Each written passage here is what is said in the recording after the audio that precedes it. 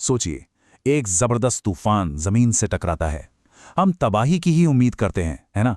लेकिन असली हैरानी जमीन पर नहीं थी, वो थी अंतरिक्ष में, उस तूफान के मीलों ऊपर। और ये जो खोज हुई ना, वो नीचे तूफान को देखकर नहीं हुई, बल्कि ऊपर देखकर हुई। पृथ्वी से लगभग 5.5 मील ऊपर वायुमंडल की एक ऐसी परत में जहां आमतौर पर मौसम का कोई लेना देना ही नहीं होता। तो हुआ ये कि इंटरनेशनल स्पेस स्टेशन पर लगे कुछ बहुत ही सेंसिटिव इंस्ट्रूमेंट्स ने कुछ रहस्यमयी तरंगों को पकड़ा। और ये तरंगें तूफान के बादलों में नहीं थीं, नहीं, ये थीं ऊपरी वायुमंडल में, मतलब स्पेस के बिल्कुल किनारे पर। तो चलिए अब थोड़ा और गहराई में चलते हैं और देखते हैं कि उस दिन हुआ क्या था और वो कौन सी टेक्नोलॉजी थी जिसने इस अनोखी घटना को कैप्चर किया। तो पूरी कहानी की टाइमलाइन कुछ ऐसी है। सब शुरू हुआ नवंबर 2023 में, जब नासा ने इंटरनेशनल स्पेस स्टेशन पर AWE नाम का एक खास इंस्ट्रूमेंट लगाया। फिर करीब 1 साल बाद सितंबर 2024 में, जब हरिकेन हेलेन ने फ्लोरिडा में जबरदस्त तबाही मचाई, ठीक उसी वक्त इस इंस्ट्रूमेंट ने कुछ ऐसा देखा जो इससे पहले कभी नहीं देखा गया था। इस पूरी खोज के पीछे जो हीरो है वो है नासा का एटमॉस्फेरिक वेव्स एक्सपेरिमेंट, यानी AWE।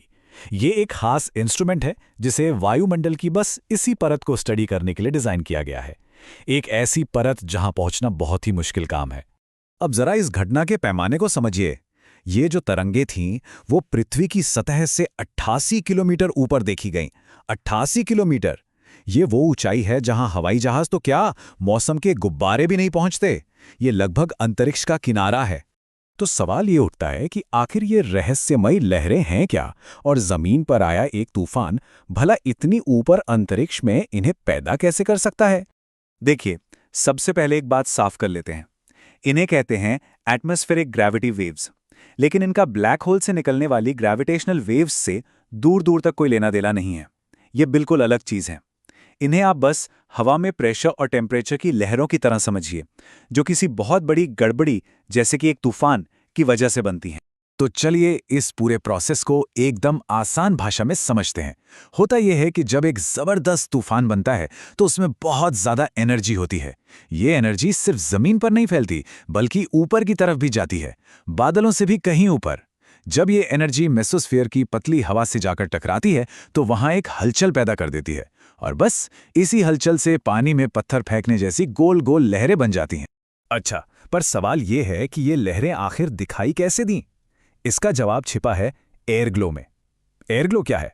ये ऊपरी वायुमंडल में गैसों से निकलने वाली एक बहुत ही हल्की सी कुदरती रोशनी है। तो जब ये तरंगें इस रोशनी के बीच से गुजरती हैं तो उस लाइट में एक पैटर्न बना देती हैं, एक उतार चढ़ाव पैदा करती हैं, जिसे AWE इंस्ट्रूमेंट आसानी से देख लेता है। ये कुछ वैसा ही है जैसे एक शांत पानी की सतह पर लहरें बनती हैं तो हमें दिखने लगती हैं। इस खोज के जो लीड साइंटिस्ट हैं, उन्होंने इसे बहुत ही आसान शब्दों में समझाया।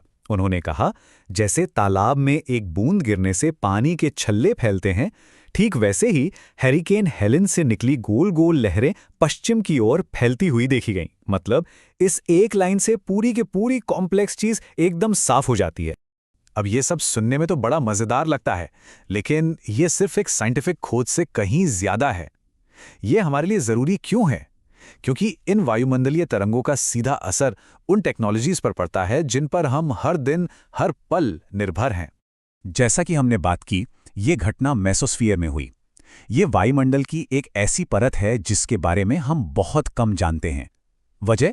ये मौसम के गुब्बारों के लिए बहुत ज्यादा ऊंची है और ज्यादातर सैटेलाइट्स के लिए बहुत ज्यादा नीची, एक तरह का ब्लाइंड स्पॉट। इसीलिए वहां जो कुछ भी सीधे तौर पर देखा जाता है वो एक बड़ी खोज बन जाता है। तो कौन कौन सी टेक्नोलॉजी पर इसका असर पड़ सकता है? लिस्ट में सबसे ऊपर हैं सैटेलाइट्स। ये तरंगें हवा के घनत्व को बदल सकती हैं, जिससे सैटेलाइट्स के ऑर्बिट पर असर पड़ सकता है। फिर आते हैं हमारे GPS सिग्नल्स, और हाँ, मिलिट्री और सिविलियन कम्युनिकेशन सिस्टम्स भी, यानी हमारा पूरा का पूरा स्पेस इंफ्रास्ट्रक्चर इसकी जद में आ सकता है। मतलब साफ है, इतनी ऊंचाई पर हवा के घनत्व में जरा सा भी बदलाव वक्त के साथ किसी भी सैटेलाइट का रास्ता बदल सकता है। इसलिए इन तरंगों को समझना हमारी अरबों खरबों की सैटेलाइट्स और स्पेस स्टेशन की सुरक्षा के लिए बहुत बहुत जरूरी है। चलिए अब जरा और बड़ी तस्वीर देखते हैं। इस खोज का असल मतलब क्या है? इस पूरी खोज का जो सबसे बड़ा मतलब निकलता है वो ये है कि ये हमें ज़मीन के मौसम और अंतरिक्ष के मौसम के बीच एक सीधा कनेक्शन का विजुअल सबूत देती है। मतलब पृथ्वी और अंतरिक्ष के बीच कोई दीवार नहीं है, ये एक ही सिस्टम का हिस्सा है। और ये खोज हमें भविष्य के बारे में सोचने पर मजबूर करती है। हमें स्पेस वेदर की भविष्यवाणी करने के अपने मॉडल्स को सुधारना होगा। हमें अपनी ज़रूरी कम्युनिकेशन और नेविगेशन सैटेलाइट्स को बचाने के बारे में सोचना होगा। और सबसे बड़ी बात, हमें पृथ्वी के सिस्टम को एक जुड़ी हुई चीज़ की तरह देखने की ज़रूरत है। तो आखिर में एक सवाल, अगर पृथ्वी पर आया एक तूफान अंतरिक्ष तक पहुंच सकता है तो हम और क्या-क्या खोजने वाले हैं? एक बात तो तय है, पृथ्वी के तूफान सिर्फ पृथ्वी तक ही सीमित नहीं हैं। उनकी ताकत सचमुच में अंतरिक्ष के छोर को भी हिला सकती है।